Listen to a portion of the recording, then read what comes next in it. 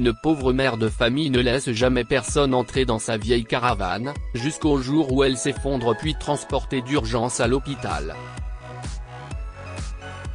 Les événements qui suivent ont fini par changer sa vie à jamais. « Et, petit, ne t'approche pas de lui », a crié Barbara en se précipitant vers son fils Timothy, qui jouait avec un garçon nommé Harry.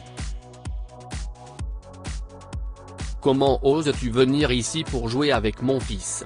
Il ne traîne pas avec des lunatiques et des reclus. Maman, » a crié Timothy. Harry n'est rien de tout cela. Nous sommes amis, et je l'ai invité à jouer avec moi et les autres enfants du quartier. Tais-toi, Tim. Tu n'as aucune idée du danger que peuvent représenter certaines personnes. Tu ne sais pas que sa mère est une folle qui ne laisse jamais personne l'approcher ou entrer dans sa stupide caravane ? Combien de fois t'ai-je dit de ne pas le voir ? Maman, s'il te plaît. Harry est un gentil garçon. Nous venons de… Timothy venait de commencer à parler quand Harry l'a interrompu. Si est bon, Tim. Ma mère dit que les mères ont toujours raison, mais Madame Anderson, a-t-il remarqué en se tournant vers Barbara. Ma mère est très gentille. Elle ne laisse personne entrer dans notre caravane parce qu'elle a peur. Effrayée ? Lui a dit Barbara avec un rire sarcastique au visage. Si est nous qui devrions avoir peur d'elle. Je suis sûr qu'elle prépare quelque chose de louche.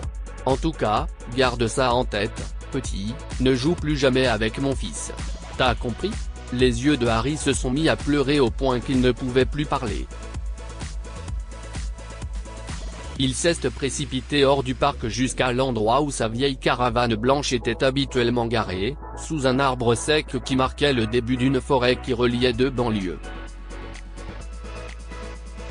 Quand sa mère, Tracy, a vu qu'il pleurait sans cesse, elle s'est inquiétée.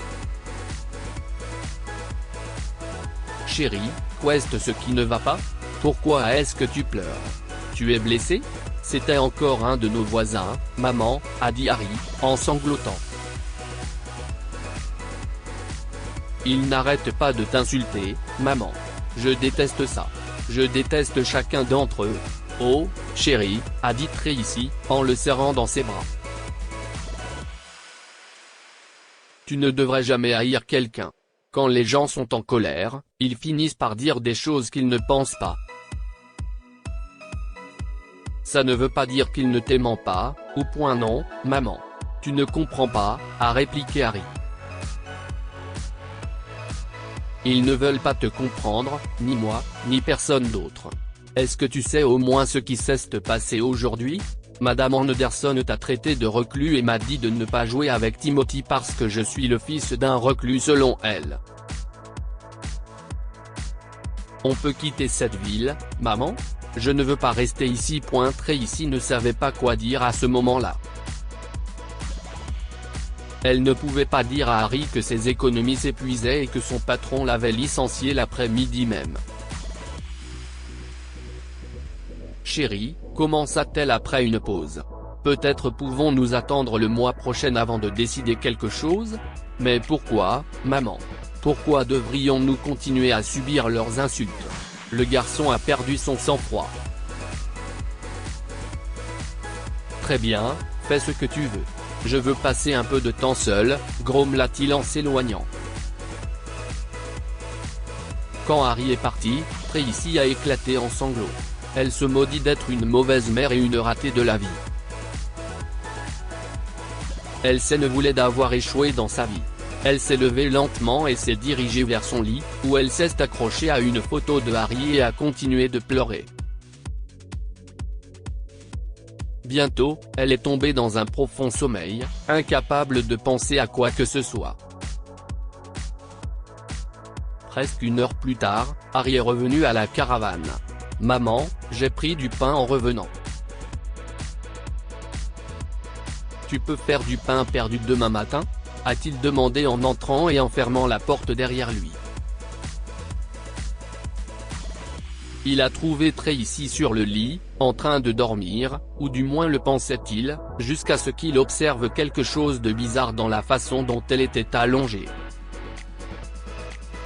« Maman, tu as dîné ?» a-t-il demandé en la secouant un peu, et bientôt Tracy était sur le sol. « Maman, que s'est-il passé ?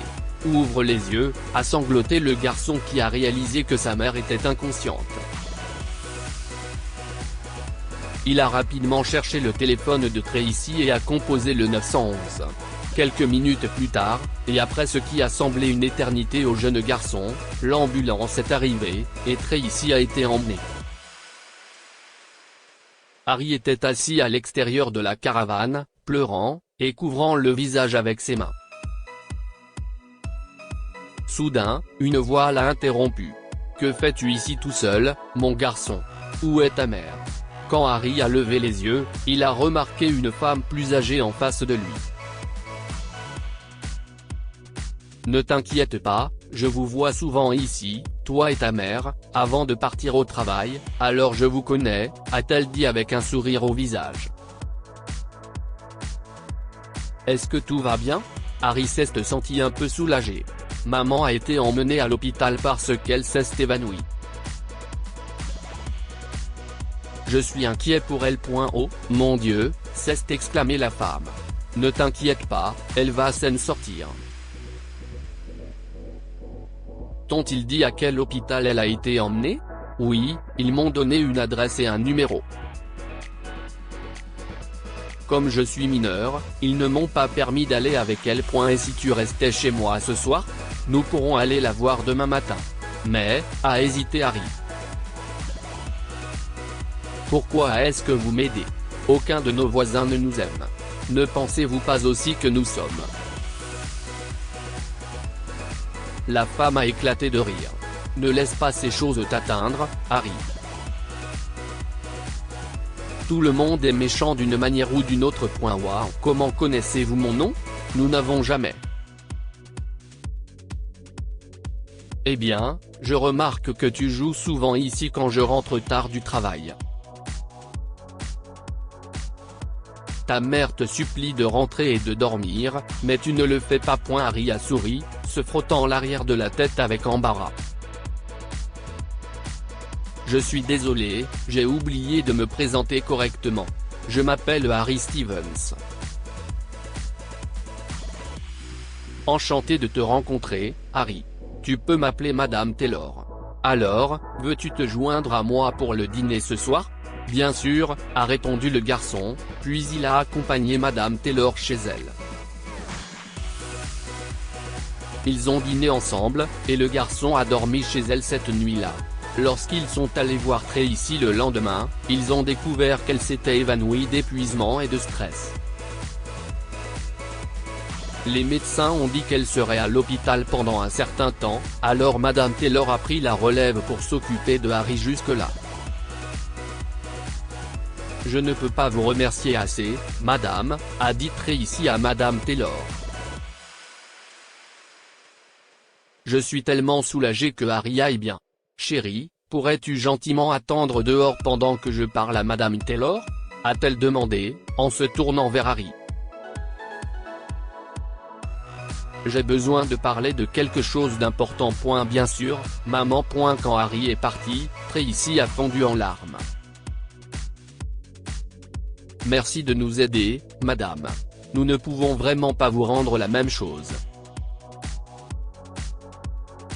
Je vous ai souvent vu seul.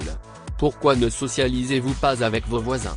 Je sais qu'ils peuvent être ennuyeux parfois, mais ils ne sont pas si horribles que ça. Je ne leur en veux pas d'avoir été méchants avec moi, Madame Taylor. J'avais honte de mes conditions de vie, alors je n'aille jamais parler à personne. Je suis orpheline, et lorsque mon mari est mort, j'étais persuadée que je pourrais m'occuper de mon fils, mais rien n'a fonctionné. Nous avons dû quitter notre grande maison et nous nous sommes installés dans un petit véhicule à moteur. Je suis une écrivaine en difficulté qui travaillait comme serveuse dans un restaurant pour subvenir aux besoins de mon fils, mais j'ai été licenciée hier parce que j'étais souvent en retard au travail. Je ne suis rien de plus qu'un échec. S'il vous plaît, prenez Harry en charge. Je ne peux pas m'occuper de lui. S'il vous plaît. Je ne veux plus vivre. Elle a éclaté en sanglots.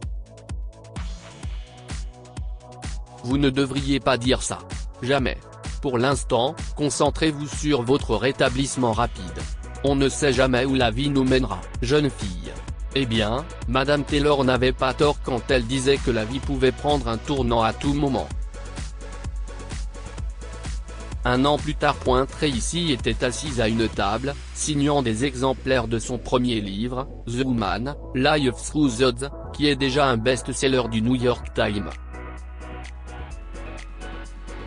Elle était habillée en tailleur et une foule nombreuse attendait qu'elle signe les exemplaires.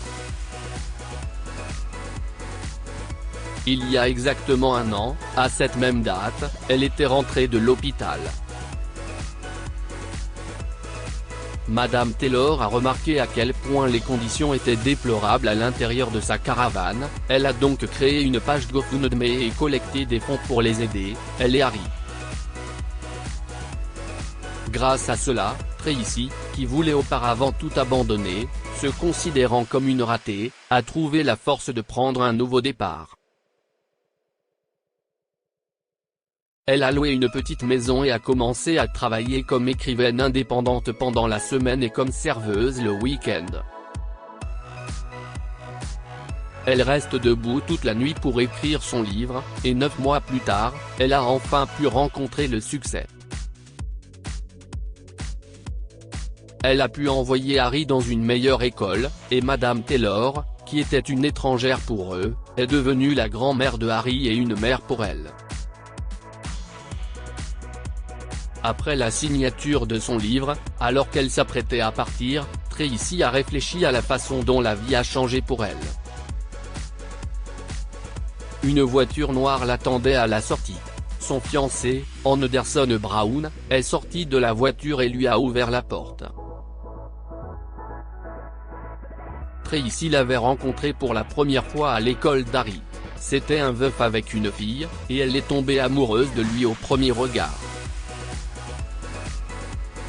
Peu après, il l'a demandé en mariage, et elle a accepté de l'épouser.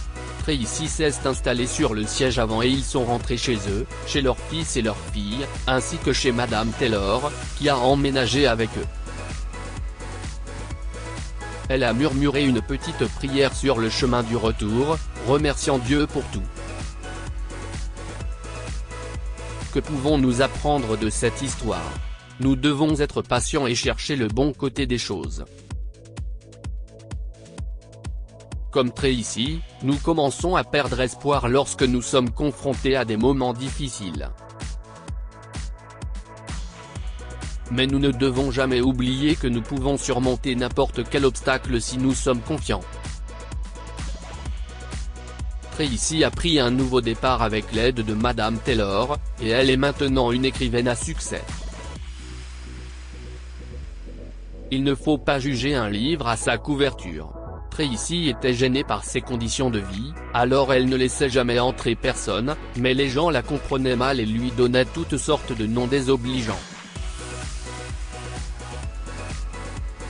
Lire aussi, une mère ne laisse jamais entrer personne dans sa maison, après avoir reçu un appel d'urgence de sa voisine, un plombier débarque chez elle, histoire. Abonnez-vous à Amo Mama sur Google News.